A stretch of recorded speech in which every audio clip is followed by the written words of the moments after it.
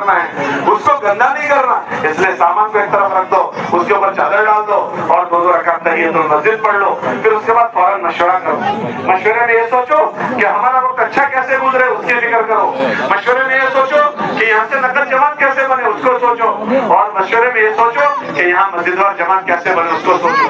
اگر آسانی ہو تو بستی والوں کو اپنے ساتھ مشورے میں شریک کر لو تاکہ تمہاری اور ان کی فکریں ایک ہو جائیں. تم وہ بستی والے ایک ساتھ فکر میں شریک ہو کر وہ کام کر لو. اگر بستی والے نہیں ہیں تو تم اپنا مشورہ کر لو. جب بستی والے دور میں آئے تو پھر ان کو پورا مشورہ سناؤ کہ بھائی ہم لوگوں نے یہ چیزوں کا مشورہ کیا ہے, ہم نے نقل جماعت بنانے کا یہ طے کیا, مسجد جماعت بنانے کا یہ طے کیا ہے. پوری باتیں ان کو سناؤ. مشورے میں ہمارے ساتھیوں کا اچھا وقت گزرے سب سے پہلے اس کی فکر کرو. ہمارے بزرگ فرماتے ہیں اگر 4 چیزوں میں ہمارے ساتھیوں کا وقت گزارنے کی سوچیں گے تو ہمارے ساتھیوں کا وقت اچھا گزرے گا. یہ 4 چیزیں وہ ہیں جو حضور کی مسجد کے اعمال ہیں.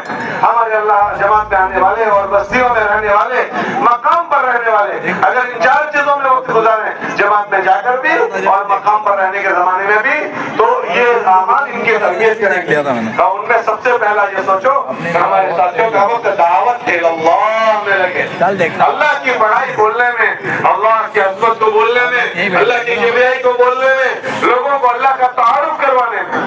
کتابوں میں آتا ہے کہ جب آدمی اللہ کی بڑائی بولتا ہے, دعوت دیتا ہے, تو وہ دوسروں سے پہلے بولنے والے کے دل پر اثر کرتا ہے. ہم لوگ سب سے کم جو بولتے ہیں وہ اللہ کی عظمت سب سے کم بولتے ہیں. ہر آدمی سوچے کہ میں روزانہ اللہ کی بڑائی کتنی بولتا ہوں. اپنے خاندان کی بڑائی بولتے ہیں, اپنی پیڑھی کی بڑائی بولتے ہیں, میں بھی کچھ ہوں, اپنا بولتے ہیں میں نے ایسا کیا, میں نے اس سے یہ بات کر لی, میں ایسا کرتا ہوں. بھائی میں کیا کرتا ہے, جو میں بکری کرتی ہے اس پر تو چھری چلا دی جاتی ہے, تو میں کیا کرتا ہے. بھائی سب سے بڑا اللہ ہے. اللہ اپنی بڑائی بولنے کو پسند کرتے ہیں. نبی سے اللہ نے حکم دیا وَرَبَّكَ فَكَبِّرْ, اپنے رب کی بڑائی کو بولو. آج پوری دنیا سب کی بڑائی بولتی ہے, ہم اللہ کی بڑائی بولتے ہیں. اس لیے سب سے زیادہ اپنے مجمع کو اللہ کی بڑائی کو بولنے میں مشغول کرنا ہے.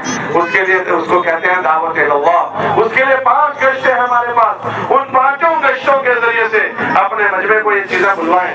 روزانہ عمومی گشت کریں, 10 آدمیوں کی جماعت محلے میں اکیلے, اس میں جا کر ہمارے ساتھی لوگوں کو اللہ کا تعارف کروائیں. روزانہ تشکیلی گشت میں بھیجیں, تشکیل میں جائیں اور اس میں لوگوں کو دین سیکھنے کی ترغیب دیں, اس میں اللہ کی بڑائی کو بولیں. روزانہ غسولی گشت ہے کہ جو تیار ہو جائیں ان کو غسل کر کے مسجدوں میں لانا ہے. روزانہ تعلیمی گشت ہے کہ جب تعلیم مسجد میں ہوتی ہو, مسجد کے باہر بہت بڑا مجمع فارغ بیٹھتا ہے, ان کو بلا کر مسجد میں لانا ہے, اس میں اللہ کی بڑائی بولنی ہے. روزانہ خصوصی گشت ہے کہ ہم جس بستی میں گئے ہیں اس بستی میں 62 لوگ ہوتے ہیں, 62, ان لوگوں کی ملاقاتوں میں جانا. مشورے کے بعد فوراً اس کی جماعت بنتی ہے کہ ہر بستی میں جانے کے بعد سب سے پہلے کام جو محنت کا شروع کریں گے وہ خصوصی ملاقات سے. اس بستی میں 3 قسم کے 62 لوگ ہوتے ہیں. ایک دنیاوی اعتبار سے بڑے لوگ ہوں گے, ایک تبلیغ کا کام کرنے والے بڑے لوگ ہوں گے, اور تیسرا اس بستی میں علماء ہوں گے. اس بستی میں جو کام کرنے والے ہیں ان کے پاس جا کر ہم ان کی برائی نہ بیان کریں, ہماری جماعت آئی ہے تم خیریت پوچھنے بھی نہیں آئے, بلکہ ان کو ہم بڑا بنائیں کہ ماشاءاللہ اس بستی میں جو کچھ ہوا ہے وہ آپ کی برکت سے ہوا ہے, اللہ آپ کو بہت جزائے خیر دے.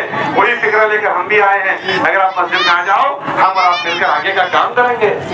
پھر دنیاوی اعتبار سے جن کا بستیوں میں وزن ہے ان کی ملاقاتوں میں جائیں, چاہے وہ جس طبقے سے تعلق رکھتے ہوں, ان کا بستی میں وزن ہے, ان کی ملاقاتوں میں جائیں. ان کی ملاقات سے ان کی دنیا کی برائی نہ کریں, بلکہ ان کو یہ کہیں کہ ہم نے ماشاءاللہ دیکھا لوگوں میں آپ کا بڑا نام ہے, بڑی عزت ہے, لوگ آپ کی بڑی قدر کرتے ہیں, اللہ نے آپ کو یہاں کا بڑا بنایا ہے. ہم تو چاہتے ہیں اللہ آپ کو آخرت کا بھی بڑا بنا دے.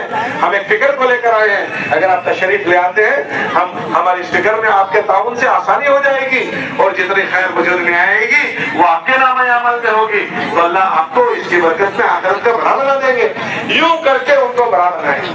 اور تیسرے اس بستی میں علماء ہوں گے. علماء جو ہے وہ نبیوں کے وارث ہے, نبیوں کے بعد ان کا درجہ ہے, یہ ہمارے سروں کے تاج ہے. کل قیامت کے دن اللہ کے وہاں ان کا بڑا درجہ ہے. جنت میں نبیوں کے بعد ان کی جنت ہوگی. یہ اللہ کے دین کی خدمت کرنے والے ہیں. پتہ نہیں کیسے کیسے حالات میں وہ اللہ کے دین کی خدمت کرتے ہیں. تو ہم ان کے پاس دعاؤں کے لیے جائیں, ان کے وقت کی رعایت کے ساتھ جائیں, تشکیل میں نہ جائیں. ان کی تشکیل ہم نہیں کریں گے, ان سے دعاؤں کی درخواست کریں گے, ان کی زیارت کو عبادت سمجھیں گے. مولانا الیاس صاحب فرماتے تھے کہ علماء کی زیارت کو عبادت یقین کرو، ان کے پاس ہم دعا کی درخواست کے لیے جائیں گے، بزرگوں کی دعاؤں کے بغیر ہمارا کام نہیں چلے گا، ہم ان سے ہم یہ کام کرنے آئے ہیں، آپ دعا فرما دیں اللہ آسان کر دیں۔ اس طرح ان 5 گشتوں کے ذریعے سے ہمارے ساتھیوں کو دعوت اللہ میں مشغول کریں۔ اس کے بعد جو وقت بچے ہمارے ساتھیوں کو ہم تعلیم و تعلم میں مشغول، ذکر و عبادت میں مشغول کریں۔ ذکر و عبادت کیا؟ ذکر و عبادت تعلیم و تعلم میں کہ ہر بچہ ہمارا سیکھے، کیا سیکھے کہ ہر آدمی اپنی ضرورت کا دین سیکھے، ایک دعوت اللہ میں، دوسرا تعلیم و تعلم میں، کہ ہر بچہ ہمارا اپنے ضرورت کا دین سیکھے۔